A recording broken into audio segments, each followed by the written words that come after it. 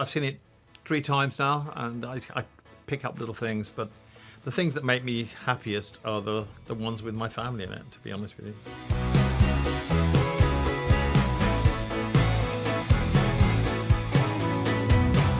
I had directed a documentary about Elton in 1995 called Tangerines and Tiaras, and I sort of vowed I would never pick up a camera and film him again.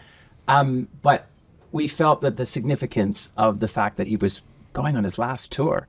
I mean, I've been with Elton for 30 years, and he's been on the road, consistently, doing what he loves.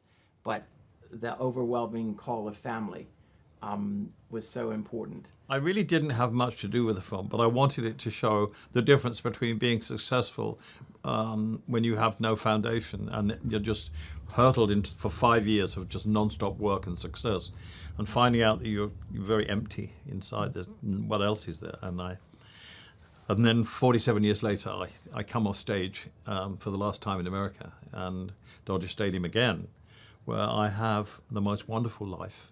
No sadness, just happiness, family, children, husband, friends, sobriety.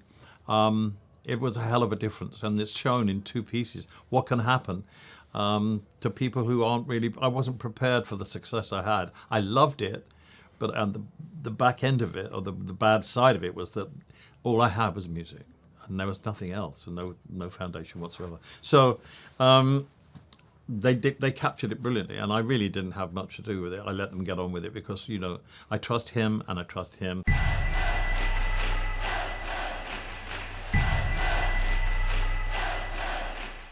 The film takes place in 2 time periods. There's the 1970 to 1976, those first, which are really 5 years, that begin with the release of the Elton John album and conclude with Elton's decision to come out to Rolling Stone magazine and the impact that has on his life and career. And during this period, Elton releases in 5 years 13 albums, 7 of which go to #1. He's the biggest star in the world, and as you've heard him say, he's confronting the fact that he feels a deep emptiness inside, and he's not being his truest self. Another time period is the months leading up to his the enactment of his decision to stop touring, because he knows that life is finite, and he wants to make sure that he's spending as much of his remaining years with his family and with his young boys and his husband, because that's what matters most to him.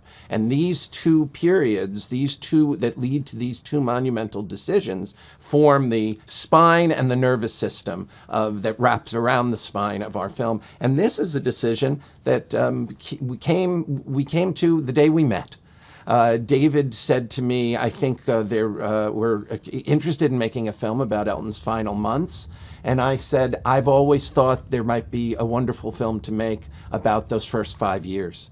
And this is how we knew that we were kind of meant to work together. And rather conveniently, Elton coming off stage at Dodger Stadium in 75 was a watershed moment, because he realized he couldn't keep going. He hadn't quite got to 76 yet, but that was like, I can't keep touring. I can't keep doing this to myself. And that was a cry for help. The other bookend is coming off the stage in Dodger Stadium in 2022 and being in a completely different place in life with a different perspective. So that those 2 sort of tent poles were really lovely signposts. And the fact that it was both the same venue with all of that history and iconography and excitement. Elton was the first solo artist to play in a baseball stadium.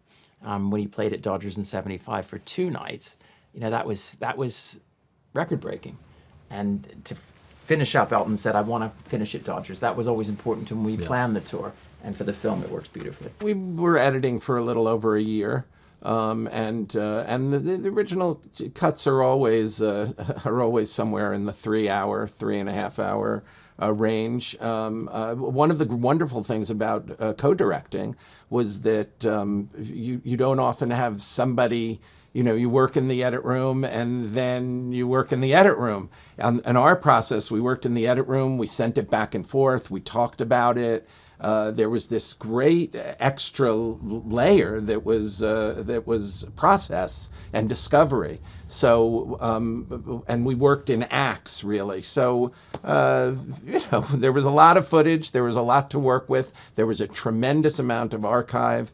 Elton, as you know, has led an incredibly rich life. There are chapters and movies to be told about so many other things in his life. There's a whole movie to make about Watford, about Elton's relationship with the football club that is so moving and so wonderful and so rich. And let's talk about it for the next one.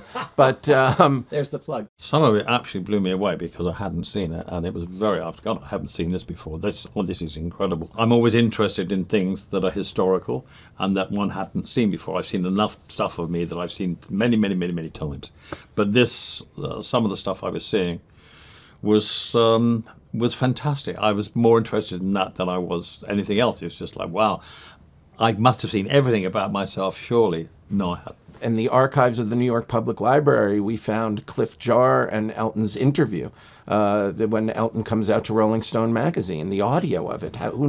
Nobody knew that audio existed. And then it turned out that there were unprocessed still photographs as well, so we could recreate that. Elton and David had in their archive the entire performance of John Lennon at Madison Square Garden. There was just an incredible amount of never before seen footage, even from the original Dodger Stadium, the Pinball Wizard. Everybody's seen Benny and the Jets from that show, but I don't think anybody had ever seen the Pinball Wizard performance, which is amazing. So these things. For me, it was hearing the Cliff Jar audio tape and then the photographs of Elton in the room. Again, we found unprocessed photographs, and Elton had told me in little snippets about, the moment when he said, "Should I switch off the tape recorder?" And he says, "No, you can keep it going." That was all I knew about that interview. But to actually see all the stuff that Elton talked about around it.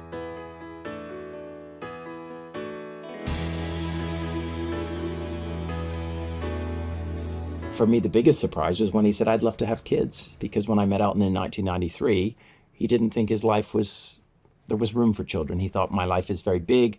I'm, on the road all the time. I'm always working. I don't think I want to have children. I don't think I should have children.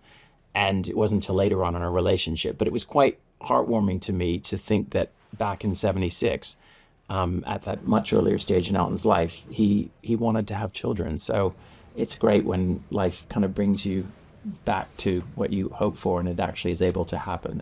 That for me, the thing I'm proudest of in our life is our sons. So the fact that we have that moment revealed is quite powerful for me. My favorite piece of footage in the film, for some reason, is when the boys FaceTime me and I'm in the studio doing Hold Me Closer. Hold Me Closer with the Britney Spears record. And also when David and I putting together our rocket out, and I'm interviewing the Linda Lindas, and I finished and I'm saying, God almighty, I think I'm 64 years older than the Linda Lindas drummer, and I just think that's so funny.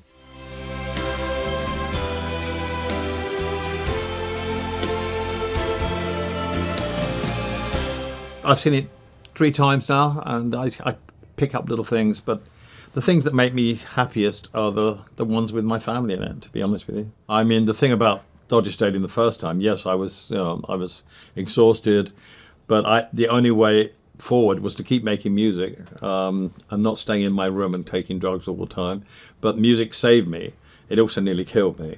But I never, even when I was at my lowest ebb, I always played music when I was, and it moved me. So music's been my savior throughout my whole life. And for me, that's accurately portrayed. The personal side is just what it is. I mean, the fact that I narrate it, as I said, is the best thing because it's the truth. I don't like talking head documentaries. I know they're necessary when somebody's died, but I'm so glad there's none of that in my movies. These two, it's the truth that comes out. It's coming from me. And so you can't get more truthful than that. You can't get more honest than that. And for that, I'm entirely grateful for these two for doing that. I remember when we started working with the Alexis Petridis tapes that Elton's referring to, and I sent an early edit to David, and David called me so moved, and he said, you know, I've heard this voice from Elton. I've heard him talk in this voice, but I don't think, other than Alexis, anybody else has.